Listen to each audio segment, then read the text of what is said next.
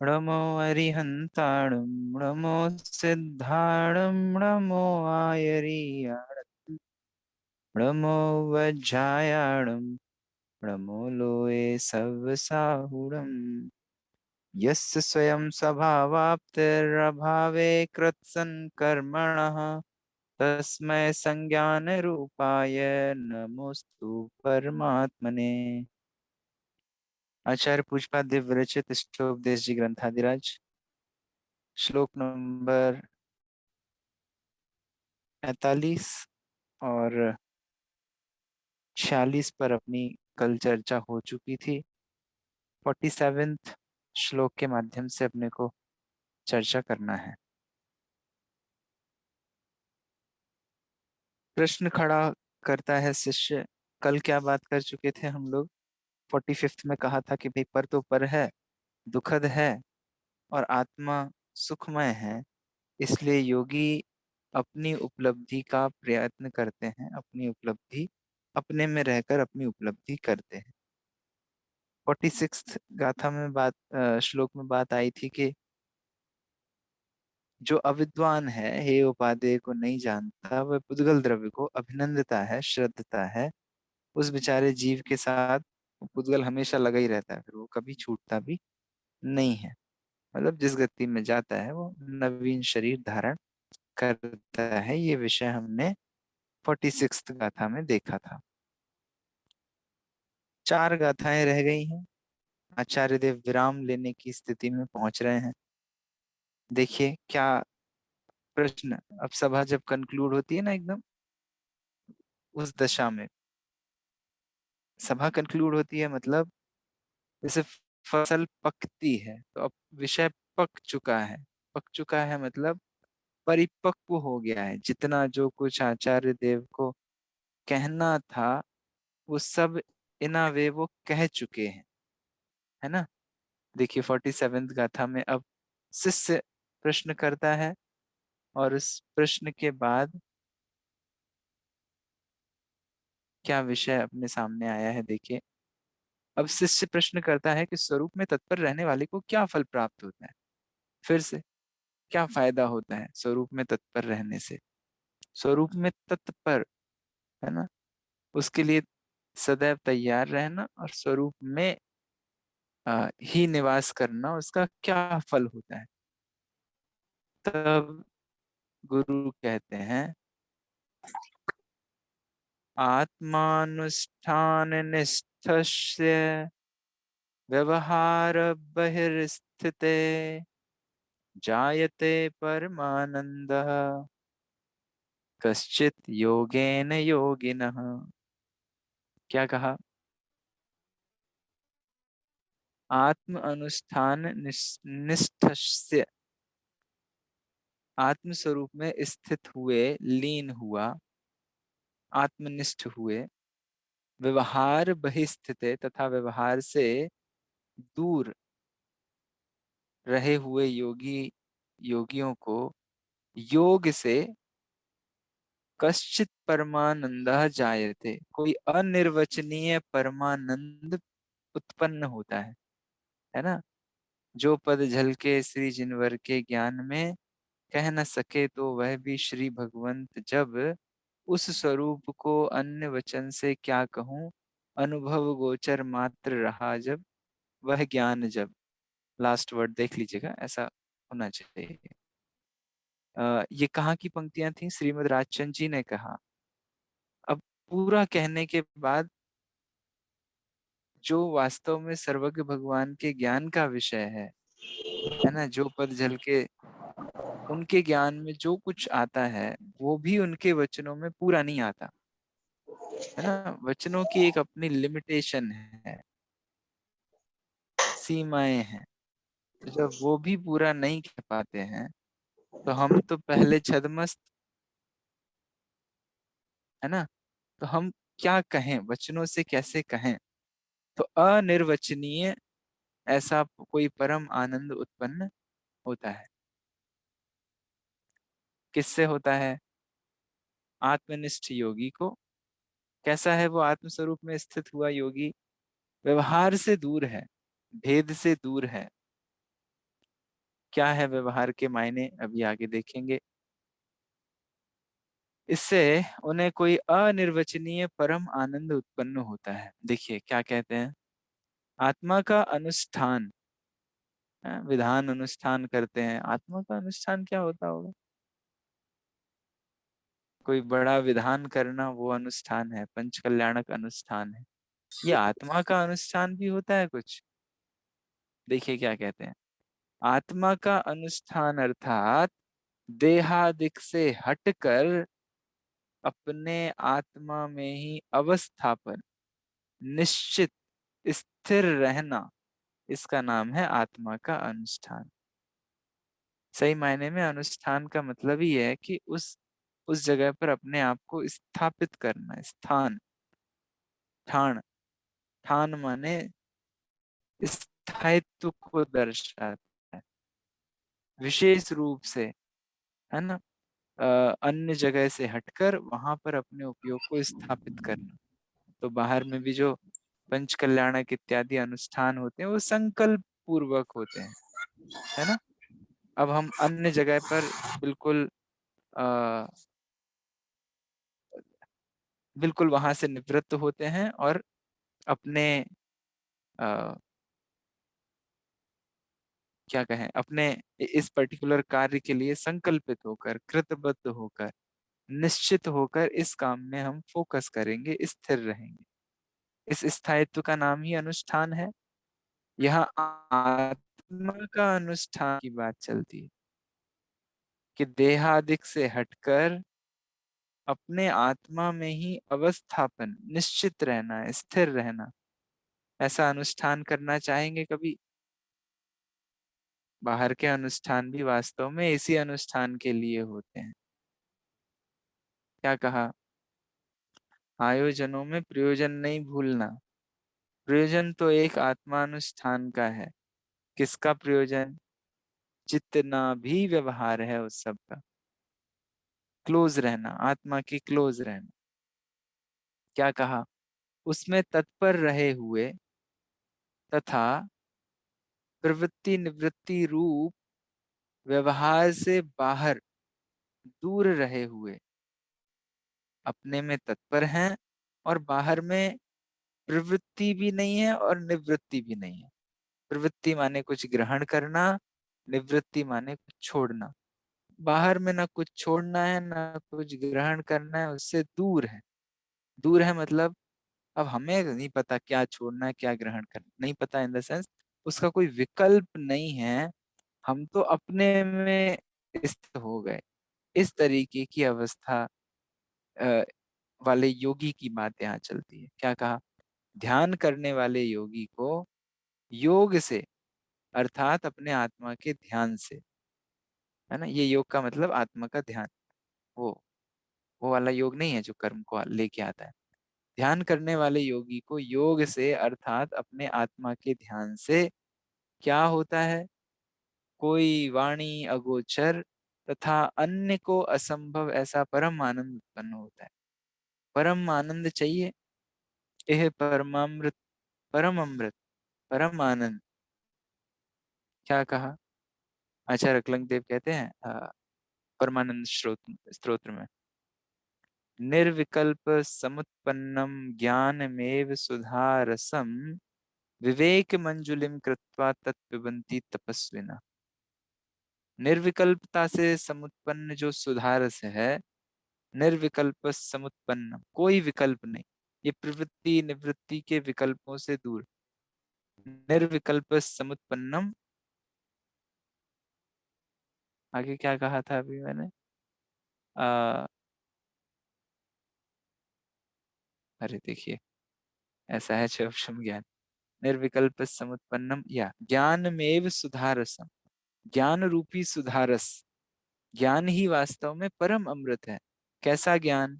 अपने आत्म तत्व में स्थित होता हुआ ज्ञान, परम विज्ञान घन होता हुआ ज्ञान, परम चैतन्य ज्योति स्वरूप ज्ञान, जिसमें मैं सर्वोत्कृष्ट हूँ ऐसा श्रद्धान, मैं मेरा स्वरूप क्या है इसका सम्यक परिज्ञान, और तीनों लोकों में एकमात्र रमने लायक जमने लायक वस्तु मैं हूं, इस धरातल पर अपने में ही स्थित रहने का पूरा का पूरा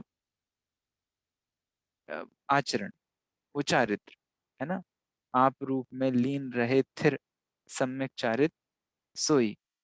तो ऐसा है, निर्विकल्प समुत्पन्नम ज्ञान मेव सुधारसम, विवेक रूपी अंजलि। अब कोई सुधारस होता है, पुराने जमाने में कुछ पिलाते थे तो कैसे पिलाते थे, लो वही है, ऐसे अंजलि, दिख रहा है ना आपको, ऐसे अंजलि लगा लेते थे, है ना, हाथों से। तो ऐसे क्या कहा, विवेक मंजुलिम कृत्वा तत्पिबन्ति तपस्विना, विवेक रूपी अंजलि से वो पीते हैं, ऐसे होते हैं तपस्वी। तो यही यही बात यहाँ कह रहे हैं, भैया ध्यान करने वाले योगी को योग से अर्थात अपने आत्मा के ध्यान से कोई वाणी अगोचर तथा अन्य को असंभव ऐसा परम आनंद उत्पन्न होता है।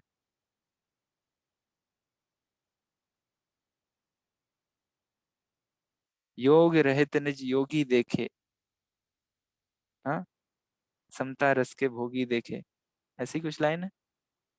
हृदय हर्षित होता है, पंच परम परमिष्ठी देखे, याद है भजन।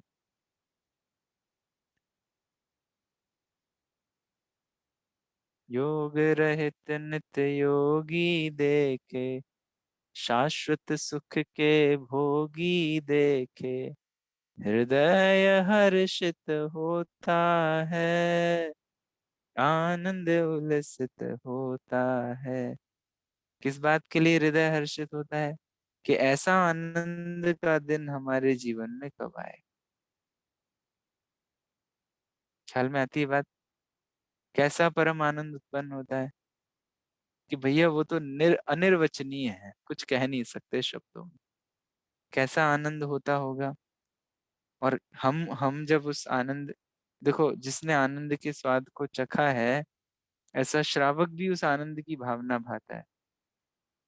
मुनिराज, तीर्थंकर परमात्मा, अरहंत भगवान, सिद्ध भगवान को जो आनंद है उसकी भावना भाते हैं। तो क्या कहते हैं, आनंद का दिन आएगा, आएगा, आनंद का दिन आएगा, आएगा, निर्ग्रंथ जीवन आएगा, आएगा, आनंद का दिन आएगा, आएगा। कैसा आनंद, तृप्त स्वयं में, तुष्ट स्वयं में, लीन स्वयं में, मग्न स्वयं में, सिद्धों सा जीवन आएगा, आएगा, आनंद का दिन आएगा, आएगा। ये बात ख्याल आती है, क्या लगता है। ऐसा अनिर्वचनीय आनंद अपने स्वभाव के आश्रय से होता है, बाहर की प्रवृत्ति निवृत्ति से भी दूर रहते हुए अपने में स्थिर रहना, मतलब बाहर का कोई भी विकल्प नहीं है। देखिए उसी का भावार्थ देखते हैं, शरीर आदि बाह्य पदार्थों की ओर का झुकाव हटाकर, ना उनमें प्रवृत्त होना है ना उनसे निवृत्त होना, कि इनको छोड़ना है, छोड़ना है, छोड़ना है, इसके नाम पर भी हम उसमें प्रवृत्ति ही है ना। उदाहरण के तौर पर अंकल जी ने बताया था एक बार, आपको 5 मिनट बैठना है और सड़े टमाटर और टूटी हुई चप्पल का ध्यान नहीं करना है। ये क्या बात हुई, चलो ठीक है करते हैं। तो 5 मिनट बैठे रहे, बोला क्या किया आपने, बोला सड़े टमाटर और टूटी हुई चप्पल का ध्यान नहीं किया। तो ध्यान नहीं किया या किया, तो जिसको हटाने हटाने के विकल्पों में भी हम उसी में उलझे रहते हैं। तो यहाँ ना हटाने का विकल्प है, न प्रवृत्ति का विकल्प, निवृत्ति और प्रवृत्ति दोनों से दूर रहते हुए अपने में मस्त, अपने में स्वरूप में तत्पर, है ना। ऐसे ध्यान करने वाले योगी को योग से अर्थात आत्मा के ध्यान से कोई वाणी अगोचर, अन्य को असंभव ऐसा परम आनंद उत्पन्न होता है भैया वाणी ना। अगोचर वाणी अगोचर मतलब वाणी से कहा ना जा सके, वाणी से एक्सप्लेन ना किया जा सके। जिसे क्या कहते हैं भावार्थ में, शारीरिक बाह्य पदार्थों की ओर का झुकाव हटाकर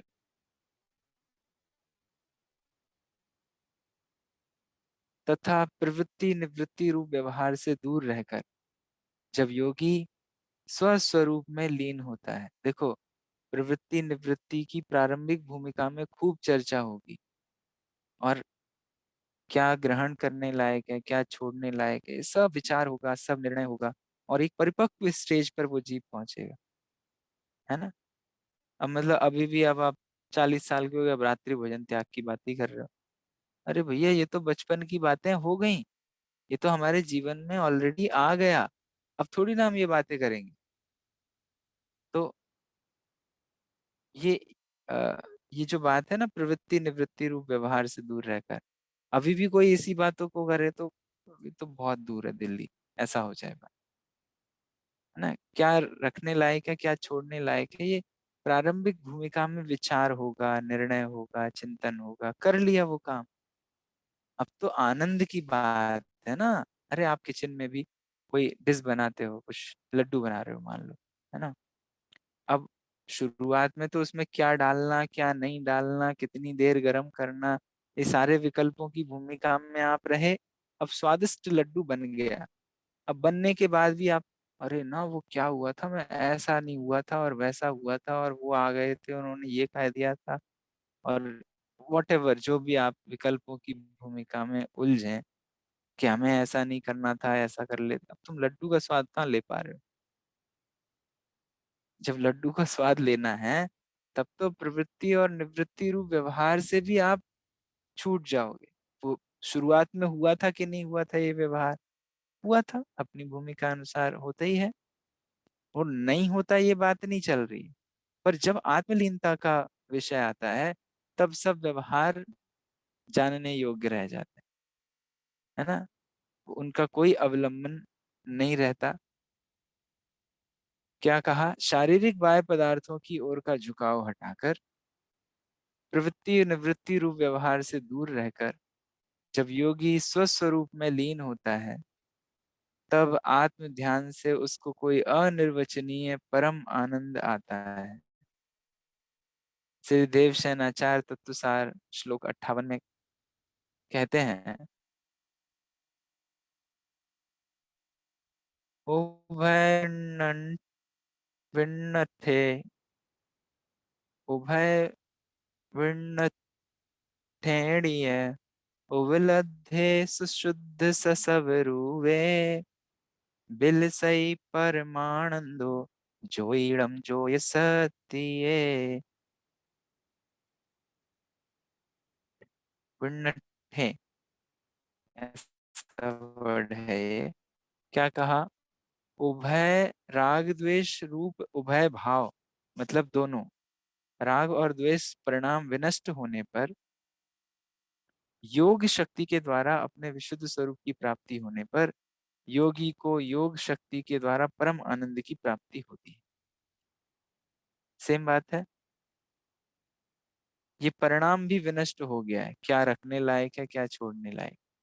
राग द्वेष अब किसी से नहीं हो रहा, प्रवृत्ति निवृत्ति रूप, है ना। अब तो अपने में स्थायित्व की बात है। वास्तव में राग द्वेष का अभाव ही परम आनंद की प्राप्ति का मूल कारण है। ये विषय यहाँ देखा। उसका अर्थात आनंद का कार्य कहते हैं। ये आनंद मिलने पर क्या होता है, आनंद से कुछ होता है, मिल गया ये आनंद। कौन सा आनंद, अपने स्वरूप में स्थिर होने से परम आनंद जो प्रकट हुआ है, परमानंद दशा जो प्रकट हुई है, उससे क्या होता है। उससे देखिए क्या होता है, आनंदो निर्दहत्युद्धम कर्मेंधन मनारतम न चासौ खिद्यते योगी बहिर्दुखेष्व चेतनः। स आनंद, वो आनंद जो पिछले श्लोक में कह के आए हैं, जो अनिर्वचनीय है, जो प्रवृत्ति निवृत्ति रूप व्यवहार से दूर रहकर अपने आत्म स्वरूप में स्थिर होकर योगी को योग के द्वारा प्राप्त होता है, वह आनंद, आत्मा में उत्पन्न हुआ आनंद। क्या होता है इस आनंद की दशा में? उद्धम कर्मेंधनम, प्रचुर कर्म ईंधन को अनारतम, निरंतर, निर्दहति, जला देता है। और असौ योगी च, वह आनंद मग्न योगी, बहिर्दुखेषु, बाहर के दुखों में, अचेतन, अचेतन रहने से, बाहर के दुखों से अनजान रहने से, न खिद्यते, खेद नहीं पाता है। देखो, इस आत्म स्वरूप का ज्ञान श्रद्धान उस समय तो आनंद का कारण है ही, आगामी आनंद का भी कारण है। क्योंकि कर्म ईंधन, वर्तमान के कर्म ईंधन नष्ट होते हैं, यहाँ ये कहा, मतलब पूर्वकृत कर्म के जो बंडल्स हैं उनका जलना, ये बात कही। और एक जगह हमने ये पढ़ा था, न बध्यते, बध्येते न विमुच्यते, सॉरी सॉरी सॉरी, हाँ, वह बंधता नहीं है, बराबर है। ये नहीं बंधता, क्यों नहीं बंधता? क्योंकि वो अपने में रहता है, अन्यत्र नहीं जाता हुआ योगी, सौंदर्य असौंदर्य के विशेषों से अनजान होते हुए आगे आगामी दुखों के लिए बंधता नहीं है। यहाँ आगामी दुखों से ना बंधने की बात करी। और 48th गाथा में क्या कहा? वर्तमान में जो बंधे हुए कर्म हैं, पूर्वकृत जो बंधे हुए कर्म है, और वर्तमान में उदय में आने के लिए आ, उनके निषेकों की रचना हुई है। ऐसे कर्म, कर्मों के पहाड़ जो सत्ता में पड़े हुए हैं, वो धसक जाते हैं। ये सत्ता वाले कर्मों की बात है, वो आगामी कर्मों की बात है। आगामी कर्म बंधते नहीं हैं, और पिछले कर्म, प्रचुर कर्म ईंधन यूं ही जल जाता है, नष्ट हो जाता है। इसको अविपाक निर्जरा भी कहते हैं, है ना। दूजी है, अविपाक पकावे पाल विषय माली, पढ़ते हैं मंगत राय जी की 12 भावना में। वो अविपाक निर्जरा, जो तप के बल से आ, आत्म स्वरूप में स्थिरता के बल से जो कर्म, पूर्वबद्ध कर्मों की निर्जरा होती है, वो अविपाक निर्जरा, है ना। बाहर के दुखों में अचेतन रहने से, मतलब उनमें जुड़ते नहीं, अचेतन हो जाओ। अरे हम चेतन है, आप अचेतन होने की बात कर रहे हो। याद है आपको कहानी, वो तोता, कहानी शुरुआत में आई थिंक बहुत बड़ी है। गुरु से शायद वो छीन लेते हैं तोते को। अब वो तो रखने लग गया अपने यहाँ, सेठ था या जो भी था। सेठ जी ने पूछा, मैं जा रहा हूँ तुम्हारे गुरु की तरफ, तुम्हें कुछ पूछना हो तो बताओ। तो तोते ने पूछा, मोक्ष का उपाय क्या है, मुक्ति की विधि क्या है। गए वो तो सेठ जी, गुरु के पास पहुंचे, भैया तुम्हारे शिष्य ने एक प्रश्न पूछा है ना। क्या पूछा है? तो मुक्ति की विधि क्या है, छूटने का मोक्ष का उपाय क्या है। गुरु जी ने प्रश्न सुना और मूर्छित हो गए, बेहोश हो गए, कुछ जवाब नहीं दिया। बड़ा अटपटा लगा सेठ जी को। ठीक है, अब क्या कर सकते थे, जो भी कुछ वहां घटनाक्रम हुआ हुआ। लौट के आए, तोते ने पूछा कि क्या बताया हमारे गुरुजी ने मुक्ति का उपाय। तो बोला कि तो कुछ नहीं बताया तुम्हारे गुरु ने, हमने एक प्रश्न पूछा, जाने कैसा उल्टा अटपटा प्रश्न था। ये तो प्रश्न सुन के वो बेहोश हो गए। और ये उत्तर सुना, और इधर तोता बेहोश हो गया। सांस रोक ली उसने, सांस रोक लिया। कहा, ये बड़ा नाटक, क्या चक्कर है, गुरु से पूछो, गुरु मरा जाता है, शिष्य को जवाब दो, क्या हुआ वहां की घटना बताओ, तो ये मरा जाता है।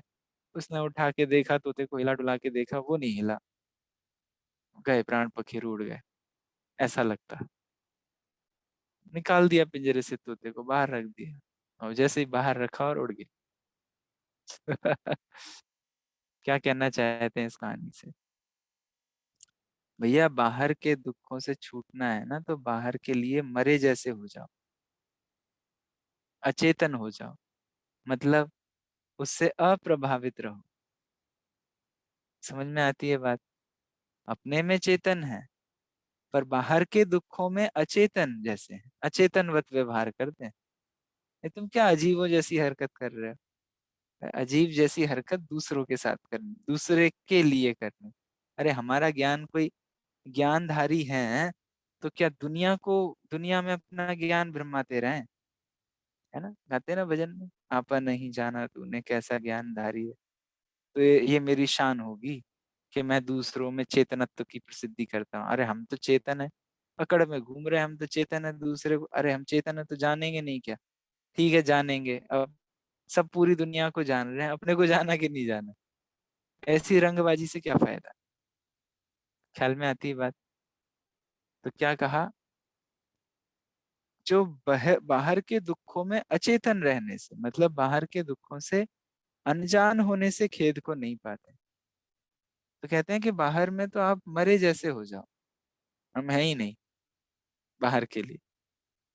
बाहर के लिए मतलब कर्म के उदय में जो चिढ़ते थे ना अपन पहले, वो चिढ़ना बंद हो जाना, इसका नाम है बाहर के दुखों से अचेतन रहना। बाहर के दुख ज्ञान में नहीं आएंगे ऐसा नहीं, पर ज्ञान में आने पर भी उसमें क्या होगा? अ, मधु आंटी जी बताइए। बाहर के दुख ज्ञान में तो आएंगे, पर ज्ञान में आने पर भी क्या होएगा?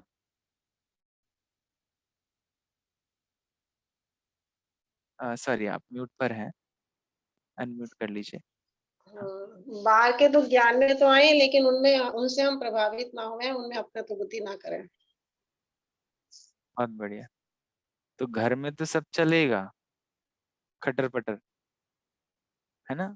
वो वो पहले 8 9वीं 10वीं का था, मैं पढ़ा था रहट, है ना? देहधारियों के दुख तो रहट जैसे हैं, एक जाता है एक आता है। वो तो उसमें तो ना जुड़ो, वही वही है बस, उसके लिए तो मरे जैसे हो जाओ। वो तोते ने जो काम किया था। ख्याल में आती है बात? सच में विचार करने लायक है, जीवन की ये घड़ियां कहाँ जा रही हैं, है ना? कितना समय हम चेतन हैं तो क्या चेतना से अपना ही घात करेंगे?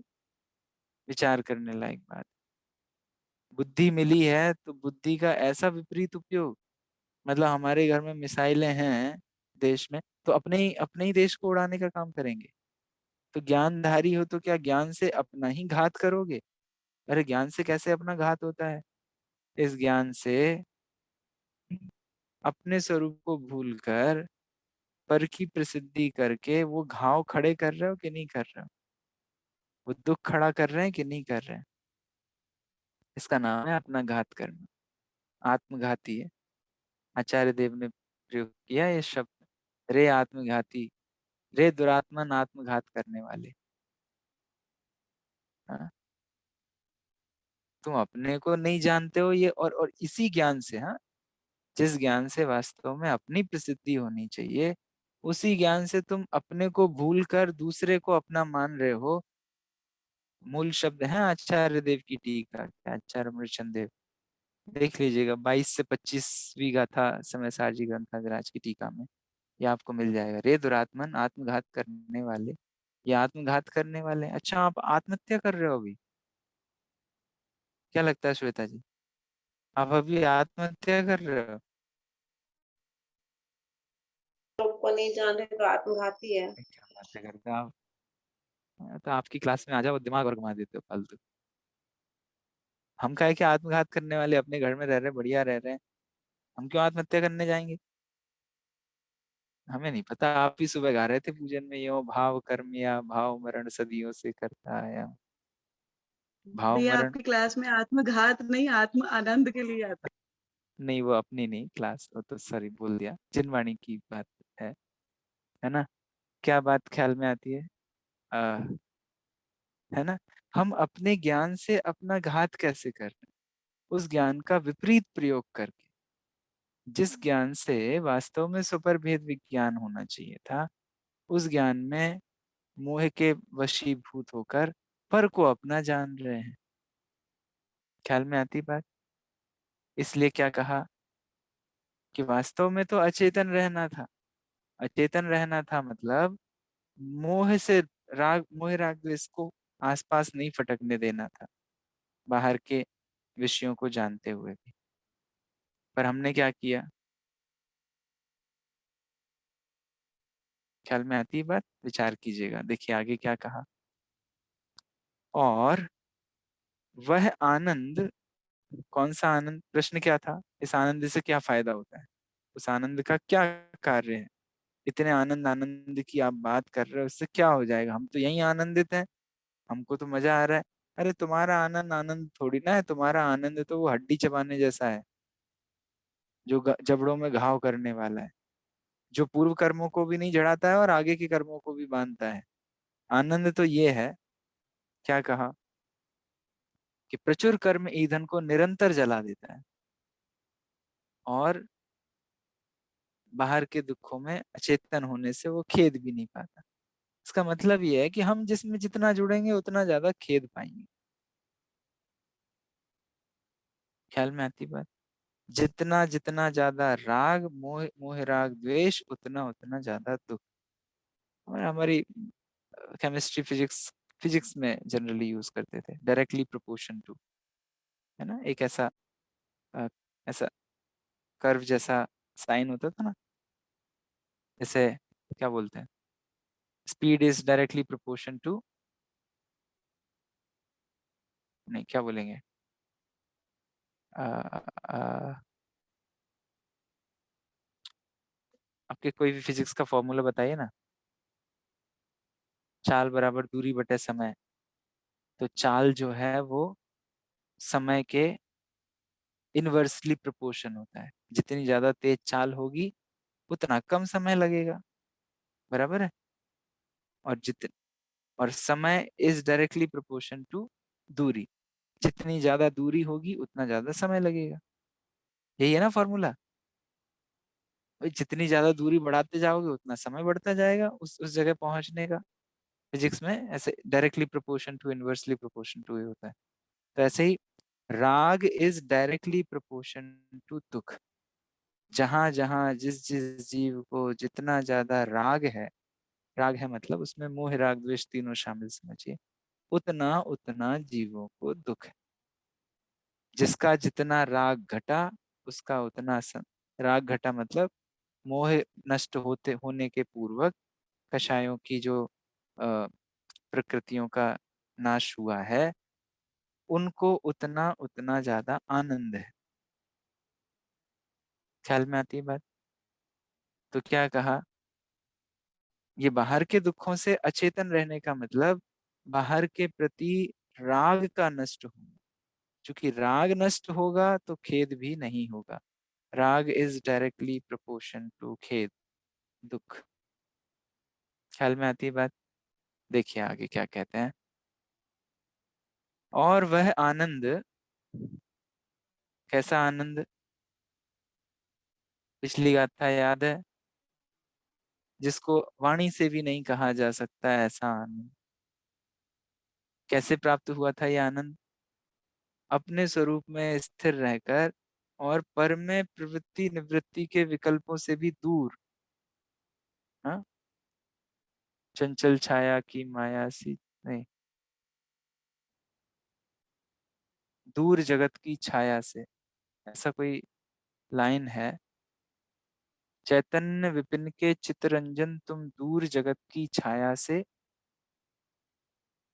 देख लीजिएगा, सिमंदर भगवान की पूजन में है। जगत की छाया और माया से आप दूर हो, सब, न धूप है न छांव है, आप जगत से दूर, ऐसा। क्या कहते हैं, वह आनंद प्रचुर कर्म संतति को जला देता है ना? जैसे अग्नि ईंधन को जलाती है। और वह आनंद मग्न योगी बाहर के दुखों में अर्थात परिशय उपसर्ग संबंधी क्लेशों में अचेतन अर्थात संवेदन रहित हो जाता है। मतलब दुख के निमित्त रूप पदार्थों की ओर लक्ष्य नहीं रहता। लक्ष्य नहीं रहता, इसलिए उसको खेद नहीं होता, अर्थात वह संक्लेश को प्राप्त नहीं होता। अरे ऐसा कैसे हो सकता है लक्ष्य नहीं रहता हो? अरे आप तो इसके मास्टर हो, आप ये प्रश्न कैसे पूछ रहे हो, है ना? कई बार, आप वैसे आप नहीं हो, पर बहुत सारी सभाओं में हमने ऊँघते हुए श्रोताओं को देखा है कि नहीं देखा है ना? मन में कुछ ऐसी खटपट हो जाए तो 1 घंटे का पूरा स्वाध्याय हो जाता है और एक एक अक्षर भी समझ नहीं आता है ना? तो वहां ज्ञान को प्राप्त नहीं होता। क्या कहा? स्वाध्याय की ओर लक्ष्य नहीं होने से एक अक्षर का भी ज्ञान नहीं होता। पूरी बातें सुनते हैं, वो ज्ञान कुछ नहीं होता। क्यों? क्योंकि अपने अंदर ऐसी कुछ खटर पटरपन चला रहे थे। ऐसे ही उसको उसको पॉजिटिव उदाहरण में लीजिए। इसमें क्या आश्चर्य है कि वो अपने स्वरूप में आनंद का भोग कर रहे हो और उन्हें बाहर की सुध ना रहे। सुध ना रहे मतलब उसके उससे प्रभावित नहीं हो। हम कहाँ होते हैं प्रभावित? 1-1 घंटे के प्रवचन हो जाते हैं, 4-4 घंटे के विधान हो जाते हैं। घर आके पूछो क्या किया विधान में, हमें क्या पता, हो तो गा रहे थे, हम तो सुन रहे थे। हाँ? जीवन में एक एक एक विकल्प भी कोई नया खड़ा नहीं होता कि भगवान कैसे हैं, हमने क्या विधान किया, क्या नहीं किया। 4 घंटे का विधान हो गया, बड़ा आनंद आया। तो जैसे हम अपने विषयों में, अपने मोह में इतने मग्न होकर बाहर में होने वाले देवशास्त्र गुरु के माध्यम से होने वाले जो अनुष्ठान हैं उसमें भी अप्रभावित रह जाते हैं, कोरे रह जाते हैं। तो ये तो ज्ञानी धर्मात्मा है। ये उस ज्ञान और आनंद का भोग करते हुए बाहर के पदार्थों के प्रति इनको कोई खेद खिन्नता ना हो, संक्लेश ना हो, इसमें क्या आश्चर्य? बात समझ में आती है? देखो अपन अपनी जैसी थी इसलिए अपना वाला उदाहरण दे दिया आपको। आप आपने तो कई बार इसको अनुभव किया होगा, ऐसा लगता है। करने का मौका ना पड़े तो ज्यादा अच्छा है ना? देखिए क्या कहा भावार्थ में, जैसे अग्नि ईंधन को जला देती है, उसी तरह आत्मा में उत्पन्न हुआ परम आनंद कर्म संतति को, कर्म के समूह को भस्म कर देता है। ये आनंद में और अग्नि में क्या रिलेशन है? ये आनंद जो है, आनंद में निमग्न होने से नवीन कर्मों का बंधन नहीं होता और पूर्वकृत कर्म बिना फल दिए ही, मतलब कोई ऐसा होता है ना, अभी युद्ध की भूमिकाएं चल रही हैं बहुत, कोई बंकर में बैठा होवे, मजबूत किला हो, उसके सामने कितने ही कर्म के थपेड़े आए, तोपे आए, गोले आए, बारूद आए, सब निष्फल जाएं। तो ऐसे ही ये आत्मा जो है वो कर्म की संतति को, कर्म के समूह को भस्म कर देता है, निरस्त कर देता है। कर्म आ तो रहे हैं, आए और नष्ट हो जाए, ऐसा। आनंद मग्न योगी परिशह उपसर्ग आदि के बाह्य दुखों में अचेतन रहने से। कितने परिशह होते हैं? 22 प्रकार के परिशहों के नाम पता है आपको? क्षुधा इत्यादि 22 परिशह हैं। तो परिशह और उपसर्ग दुख ही होता है ऐसा, दुख के ही प्रसंग होते हैं ऐसा नहीं है। उसमें प्रज्ञा परिशह इत्यादि भी होते हैं, है ना? पुरस्कार परिशह, सत्कार परिशह। आ जहां तक मुझे याद है, गलत भी हो सकती है मेरी इंफॉर्मेशन, नहीं, गलत ही है जहां तक। किसी तो मंदिर जी का मुझे याद है जहां पर 22 परिसहों के छंद लिखे हुए हैं। अब वो कहाँ का है अभी तो नहीं याद आ रहा है। 22 परिसह के छंद आपको ऐसे तो वैराग्य पाठ संग्रह में मिल जाएंगे, है ना? और जहाँ की मैं याद कर रहा हूँ वहां तो हर एक परिसय के चित्र भी बने हुए हैं। सोनागिरी जी में है। ऐसा ही लग रहा कुंद था कुंद मुझे, नगर। पर हाँ, हाँ। बराबर बराबर वही है, ठीक बात है। सोनागिरी जी में कुंद कुंद नगर में ही है। आ, तो वो 22 परिसरों में एक एक परिचय का दोहा और ऊपर एक उसका चित्र। तो ऐसे परिचय उपसर्ग आदि जो है उनसे उनमें बाह्य दुखों में अचेतन रहने से, अर्थात उन दुखों का अनुभव नहीं होने से खेद खिन्न नहीं होते। आगे क्या कहते हैं? योगी को आत्मा की एकाग्रता से, ध्यान से प्रचुर कर्म की निर्जरा होती है और ध्यान अवस्था में परमानंद का ऐसा वचन अगोचर स्वाद आता है कि उस स्वाद को बाह्य संयोग का कुछ भी वेदन, उस स्वाद में बाह्य संयोग का कुछ भी वेदन नहीं होता। कैसे हो सकता है ऐसा? अरे आप शक्कर खा लो, उसके ऊपर कोई हल्की फीकी चीज खाते हो तो उसमें मिठास लगती है क्या? क्या स्वाति जी? कोई बहुत मीठा रसगुल्ला खिला दे और फिर कोई फीकी चीज हल्के शक्कर वाले, तो बिल्कुल स्वाद नहीं आता ना उसका। तो देखो ये मैं आपको ऐसे प्रैक्टिकल एग्जांपल रख रहा हूँ जिससे हम कम से कम रिलेट कर पाए। अरे ऐसा भी हो सकता है, ऐसा कैसे हो सकता है? क्वेश्चंस अपने दिमाग में उठने चाहिए, फिर उसके समाधान अपन देखें कि अरे ऐसा वचन अगोचर स्वाद इसका आ रहा है तो अब बाहर का स्वाद फीका होगा कि नहीं होगा? फिर काय का दुख का वेदन, है ना? पंडित बनारसी दास जी का भजन अपन ने रेफर किया था, आई थिंक 2-3 सेशन पहले। छिन्न न सुहाए और रस फीके, परिचय राधा लौन सो, हम बैठे अपने मौन सो। अब कोई अन्य रस नहीं सुहाते। इसी संबंध में एक भजन भी है, जब निज आत्म अनुभव आवे और कछु न सुहावे, है ना? ये तो हमने पूरा भजन भी शायद पढ़ा था, है ना? अ, मन पंछी मर जावे, तो ये ऐसी दशा योगी की आत्म एकाग्रता की दशा में होती है। अब अपने पास समय अभी 15 मिनट तो है। एक तो बात यह है कि हम इस विषय को पूरा कर लें और अगली बार रिवीजन करें। चलिए विषय को एक बार पढ़ तो लेते हैं, फिर आपके जो प्रश्न होंगे उसमें चर्चा करेंगे। ऐसा क्यों होता है? कैसा क्यों होता है? कुछ भी वेदन नहीं होता। ऐसा इसलिए होता है कि, मैं पहले अन्वय अर्थ पढ़ता हूँ। अविद्या को दूर करने वाली महान उत्कृष्टतम ज्ञान में ज्योति है, सारे अंधकार को दूर कर देती है, सारे अज्ञान को दूर कर देती है। वह ज्योति है। मुमुक्षुओं को उसके विषय में पूछना चाहिए, उसकी ही वांछा करनी चाहिए और उसका ही अनुभव करना चाहिए। सॉरी, ऐसा किस लिए होता है ये प्रश्न नहीं था, ऐसा है।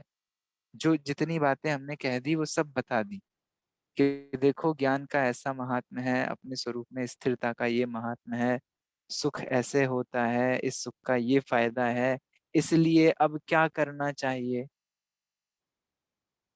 ताते जिनवर कथित तत्व अभ्यास करीजे, संशय विभ्रम मोह त्याग आपो लख लीजे।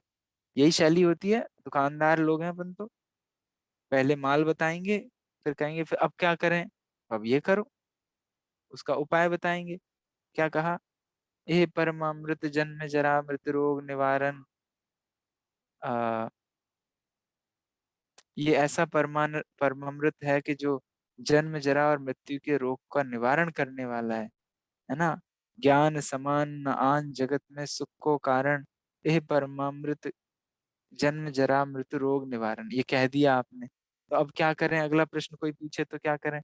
ताते हैं जिनवर कथित तत्व अभ्यास करीजे, इसलिए तत्व का अभ्यास करो और संशय विभ्रम मोह को तुरंत हर लो। वही शैली है ना? इतनी सारी बातें आचार्य देव ने बताई, अब कोई प्रश्न पूछे कि अब हम क्या करें, वैसे तो ये प्रश्न उठना नहीं चाहिए। इसका मतलब है कि पिछली बातें ज्यादा समझ में आई नहीं है, तो अब क्या करें? अब क्या करें, इतनी देर से क्या बता रहे थे तुम? फिर भी चलो तुम पूछते हो तो बताते हैं कि ऐसा है, इसलिए क्या करना चाहिए। अविद्या विदूरम ज्योति परम, ज्ञानमयम महत्, तत्प्रष्टव्यम तदिष्टव्यम, तद्रष्टव्यम मुमुक्षुभिः। अविद्या विदूरम, अविद्या को दूर करने वाली। किसे कहते हैं अविद्या? अज्ञान, अंधकार में जो कल्पनाएं खड़ी होती हैं वो अविद्याएं हैं। डर गए, अरे वो अंधेरा था, हमको लगा यहाँ पे कुछ है। था कि अविद्या थी, अज्ञान था कि, है ना। तो वो अविद्या को दूर करने वाली, जैसे अंधकार में कोई बच्चा डर जाए और फिर वो कहेगा अंधेरा है, हम नहीं जा रहे, भूत है वहां पे, तो अपन क्या करते हैं, लाइट जला के दिखा देते हैं, देख भाई यहाँ पे कुछ नहीं है। तो ऐसे ही इस अज्ञान अविद्या को दूर करने वाली उत्कृष्ट, महान उत्कृष्ट ज्ञानमय ज्योति है, वो मुमुक्षुओं को उसी के विषय में उसके विषय में पूछना चाहिए, उसी की वांछा करनी चाहिए, तद द्रष्टव्यम, उसी का अनुभव करना चाहिए।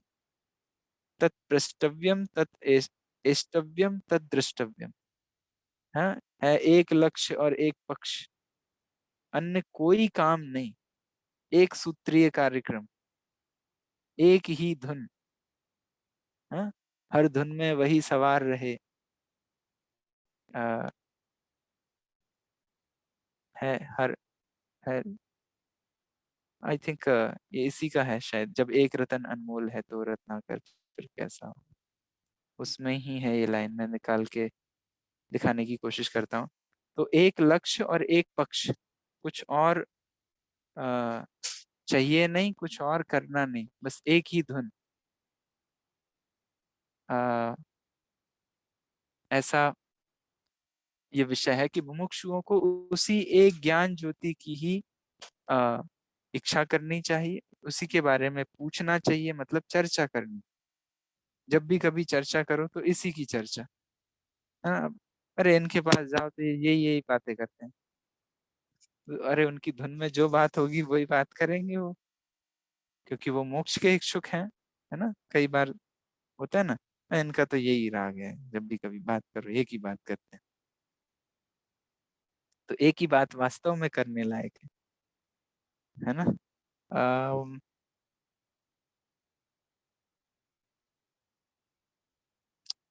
99।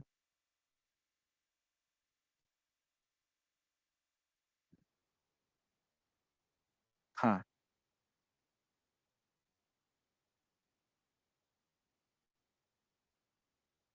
हाँ, जिसके दीवाने हैं ज्ञानी, हर धुन में वही सवार रहे। जिसके दीवाने हैं ज्ञानी, हर में वही सवार रहे। बस एक पक्ष और एक लक्ष्य, हर श्वास उसी के लिए बहे, हर श्वास उसी के लिए बहे।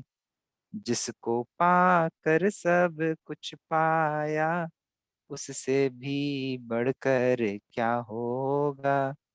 जिसकी चर्चा ही है सुंदर, तो वो कितना सुंदर होगा। क्या कहा, हर धुन में वही सवार रहे। है भैया, ऐसी धुन बनती है क्या, ग्रंथ तो पूरा हो जाएगा, धुन नहीं निकली तो फिर फायदा नहीं है। हाँ? हर धुन में वही सवार रहे, बस एक पक्ष पक्ष, हर श्वास उसी के लिए बहे। है ना, ये है वास्तविकता में आत्मभक्ति। देशभक्ति होते हैं ना, बूंद लहू का कतरा कतरा भी हम देश पर न्यौछावर कर देंगे। हाँ, हमारे अंतिम श्वास भी हमारे वतन के लिए, राष्ट्र के लिए। ऐसा कुछ उत्साह बनता है, अपने प्रति नहीं बनता है कि मनुष्य भाव का क्षण क्षण हम अपने लिए समर्पित कर देंगे। स्वार्थ के साँचे परमारथ के साँचे, चित्त साँचे साँचे बैन कहें, साँचे जैनमती। यह है सच्चा जैन, सच्चा जैनी पना। ज्ञानी जैन उन्हीं को कहते, किसको कहते हैं स्वाति जी बताइए। आत्म तत्व निहारे जो, हाँ, ज्यों का त्यों जाने तत्व को, गायक में चित धारे जो। वही ज्ञान ज्योति की बात कर रहे हैं। आत्म तत्व निहारे जो, उसी के विषय में बात करना, उसी की वांछा करना, उसी का अनुभवन करना।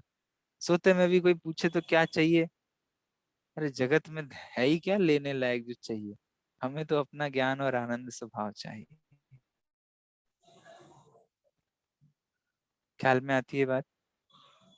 तो ये सारी बात का एक बहुत उत्कृष्ट प्रेरणा आचार्य देव ने दी।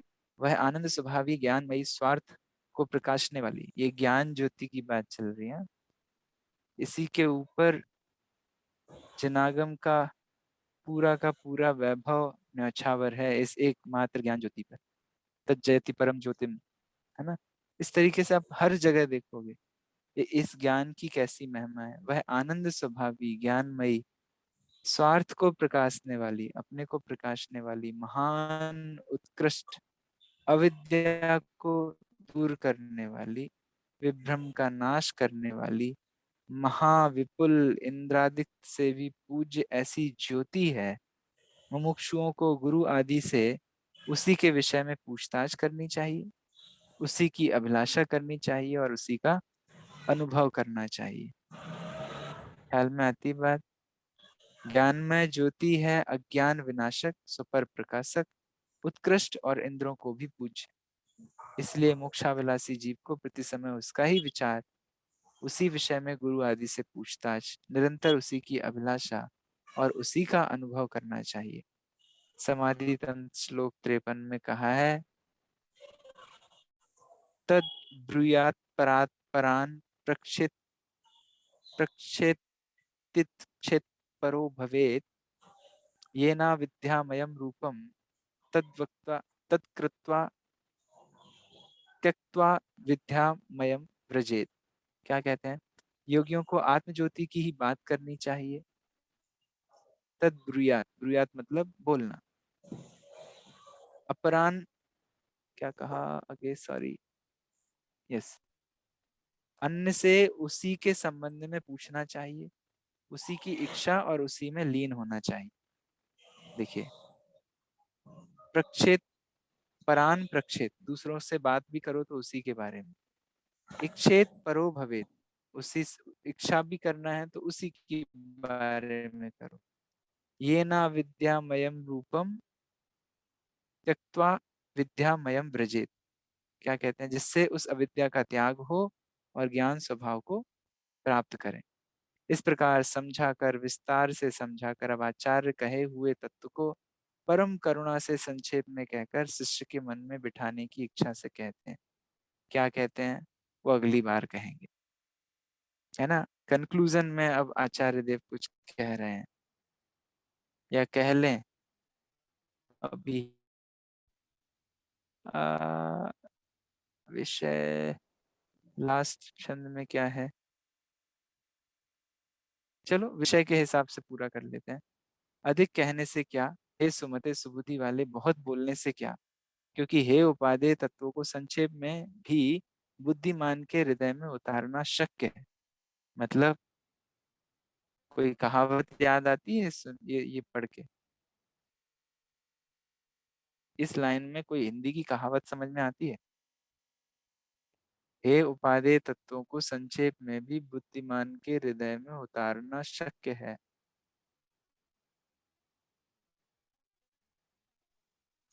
भैंस के आगे बीन बजाना।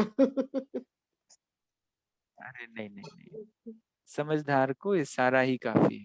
हाँ सही बात है, समझदार को इशारा का, ये सही बात है। हाँ, हे उपादेय तत्वों को संक्षेप में मतलब इशारों में बुद्धिमान के हृदय में उतारना शक्य है, पॉसिबल है।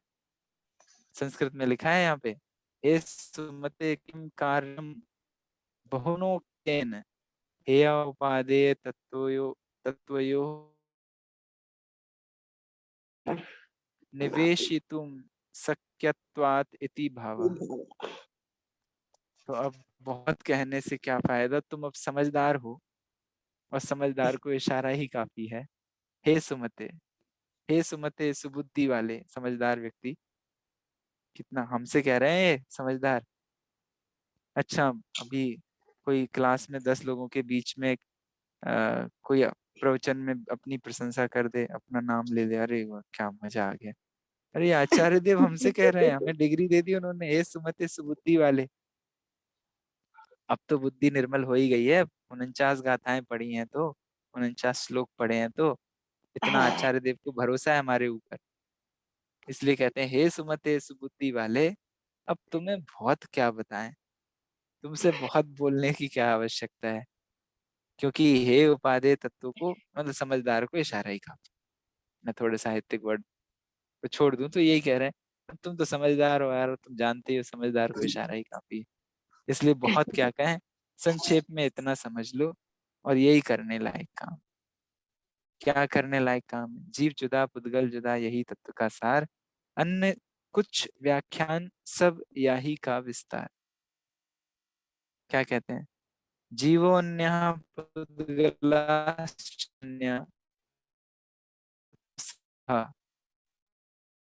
अन्युक्ते किंचित सोस्तु तस्यैव विस्तरः। जो कुछ भी अन्य है सब याही का व्याख्यान है।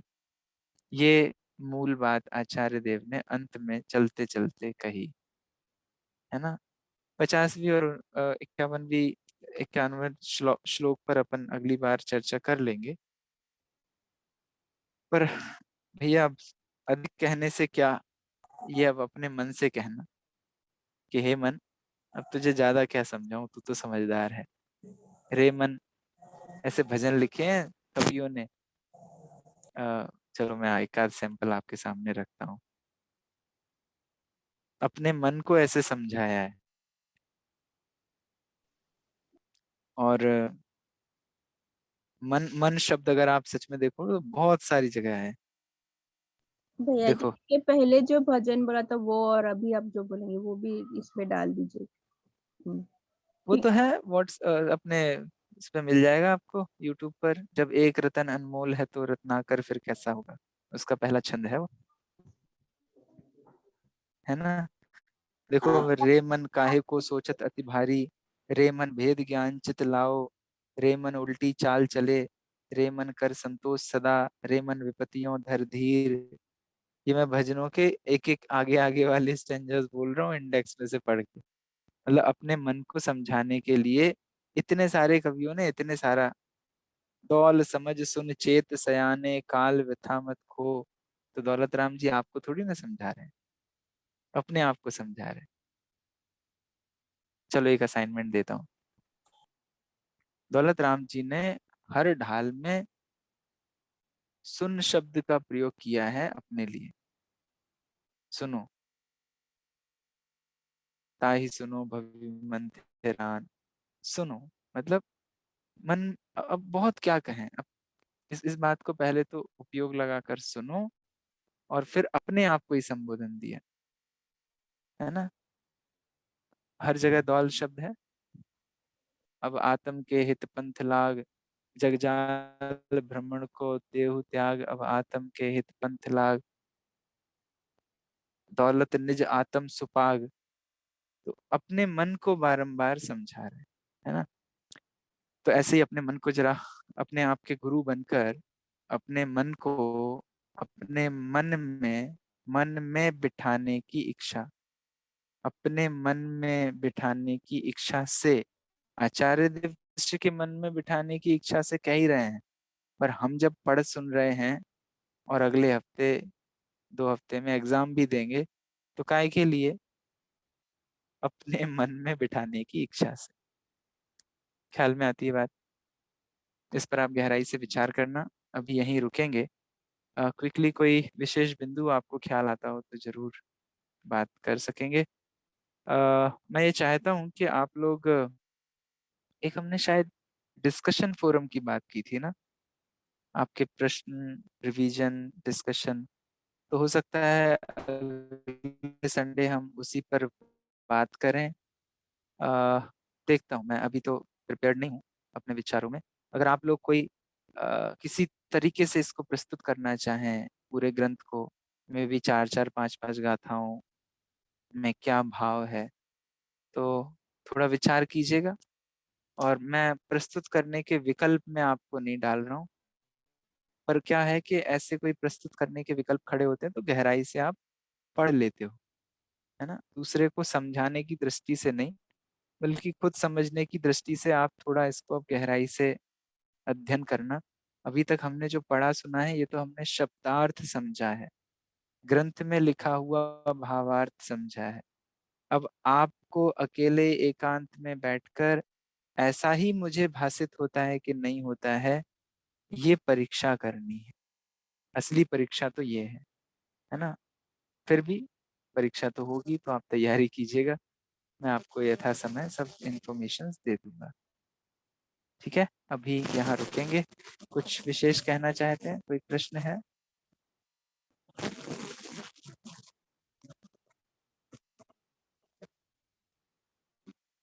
All good. चलिए, अच्छी बात है, समझदार को इशारा ही काफी है। तो अभी यहाँ रुकते हैं। भैया जी जैसे कोई तैयार हो जाए तो मैं कह रही इसको एक संवादात्मक भाषा में भी प्रस्तुत किया जा सकता है ना, जैसे दो जने मिलके, तीन जने मिलके बिल्कुल। संवाद के रूप में इसको प्रस्तुत कर सकते हैं जैसे। बिल्कुल, बहुत कुछ हो सकता है। आप लोग तैयारी कीजिए। हो सकता है कि उसको एग्जाम के बाद जब मंगल विद्यापीठ का एक एनुअल जो सेमेस्टर एंड इवेंट होगा उसमें आप कुछ करना चाहें तो सोचिएगा, विचार कीजिएगा। बट मूल उद्देश्य आप भटकिएगा मत, आयोजन में प्रयोजन को नहीं भूलना, इसको अपने को गहराई से समझना है। फिर जो कुछ प्रेजेंट हम कर पाए वो अच्छी बात है ना? चलिए। निज निधि निज में बताई यह अनंतोपकार है, इसके लिए जिन वाणी माँ को वंदना शत बार है। बोले तो आत्सांग मई जिनवाणी माता की जय हो। महान जैन धर्म की जय हो। जय जैन सभी को। कौन है छोटे छोटे बच्चे आज? कहाँ पर है? वीडियो ऑन करके दिखाएंगे।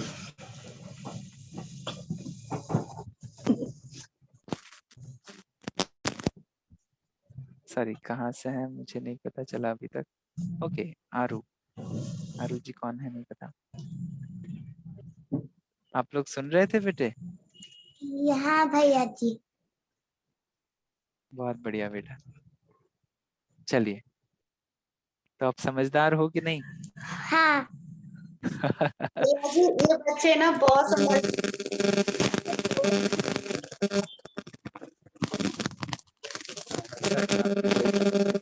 Thank you.